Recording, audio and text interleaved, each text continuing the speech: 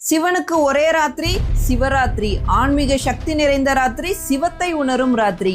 மாசம் அமாவாசைக்கு முந்தைய நாள் சிவராத்திரி வந்தாலும் மாசி மாசத்துல வர சிவராத்திரியத்தான் மகா சிவராத்திரி அப்படின்னு சொல்லுவோம். அந்த சிவராத்திரிக்கு மட்டும் அப்படி என்ன மகிமைகள் இருக்கு? சூரியன், நிலா போல மற்ற கிரகங்களோட அலைன்மெண்ட் நம்ம உடல்லையும் மனசுலையும் தாக்கத்தை ஏற்படுத்துது. உதாரணத்துக்கு சொல்லணும்னா, அமாவாசை ஆனா போதுண்டா அவனுக்கு பைத்தியம் பிடிச்சிரும் அப்படின்னு சொல்லி நம்ம கேள்விப்பட்டிருப்போம். கிரகங்களோட அலைன்மெண்ட் அப்படிங்கிறது நம்ம உடல்லையும் மனசுலையும் தாக்கத்தை ஏற்படுத்துது. மகா சிவராத்திரி அன்னைக்கு பூமி சரியான கோணத்துல சாய்ந்து பூமியின் வடக்கு அரைக்கோளத்தில் வாழும் மக்களின் உயிர் சக்தியை மேல் நோக்கி எழும்ப செய்கிறது. நம்ம இந்தியா வடக்கு அரைக்கோளத்துல இருக்கு. அதனாலதான் இந்தியாவில் வாழ்ற அனைவருக்கும் உயிர் சக்தி மேல் நோக்கி எழும்புறதா சொல்லப்படுது.